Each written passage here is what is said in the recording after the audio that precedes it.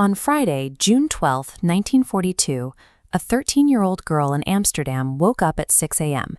It was her birthday, and among her presents was a red-checkered autograph book. She decided to use it as a diary, and she named it Kitty. Her life at 13 was defined by schoolyard gossip and social clubs. She spent her afternoons playing volleyball, formed a ping-pong club called the Little Dipper -2, and flirted with boys at the local ice cream parlor. In these early entries, she describes herself as a little bundle of nerves, an extroverted, attention-seeking teenager who loved being the center of a flock of girls and at least 2 or 3 admirers on every street corner. She sits at her desk here with a bright smile.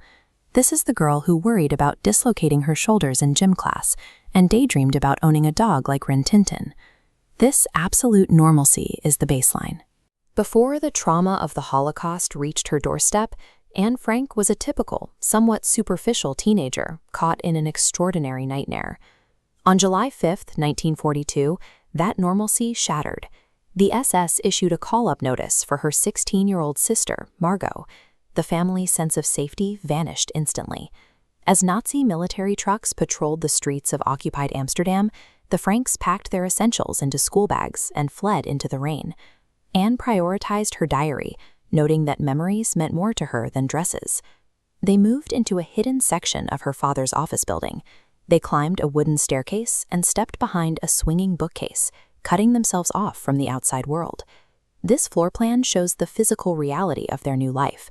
8 people were forced to coexist in this steep, narrow annex. They shared a single windowless washroom and lived in rooms that served as bedrooms, kitchens, and studies all at once. The swinging bookcase didn't just hide them, it acted as a barrier to the life Anne knew. Without her friends, her school, or the ability to step outside, she was forced to find a new way to occupy her own mind. Survival required absolute silence. During the day, they couldn't wear shoes or speak above a whisper. They bathed in the dark, using a washtub in the office kitchen, and could only flush the toilet at specific hours to avoid detection. The arrival of the Van Pels family, Herman, Auguste, and their son Peter, increased the density of the space.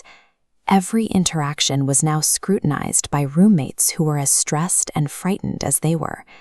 External terrors frequently broke the silence. Burglars rattled the doors of the warehouse below, and Allied bombings shook the building's foundations, keeping the inhabitants in a state of constant, underlying dread. Confinement sharpened the friction between personalities. Anne engaged in escalating, bitter clashes with her mother and Mrs. Van Pels, who she felt treated her like a badly brought-up child. This environment took the ordinary angst of a teenager and compressed it. Surrounded by adults who picked apart her every flaw, Anne felt a deepening sense of psychological isolation. Because she had no true human confidant, Anne poured her internal life into Kitty. These pages became the only place where she could speak without being lectured or corrected. She responded to her captivity with rigorous study. She mastered multiple languages, studied history and mythology, and began formulating a clear ambition to become a professional journalist. Her emotional world matured as she developed a relationship with Peter. They spent hours in the attic together, moving past small talk into deep conversations about loneliness, religion, and the war. She also began to analyze herself with shocking objectivity. She reread her early diary entries and felt embarrassed by her childish innocence, choosing instead to document her own flaws and behavioral patterns with a cold, analytical eye. The physical confinement of the annex stripped away her childhood. By the second year of hiding, the girl who once lived for schoolyard gossip was documenting a rapid, forced intellectual evolution. In August 1944, Anne wrote a final, profound entry. She attempted to map out the mechanics of her own personality, which she saw as deeply divided. She identified 2 Annes, a loud, flirtatious outer self, and a purer, deeper, and finer inner self kept hidden. She realized this outer persona was a defense mechanism.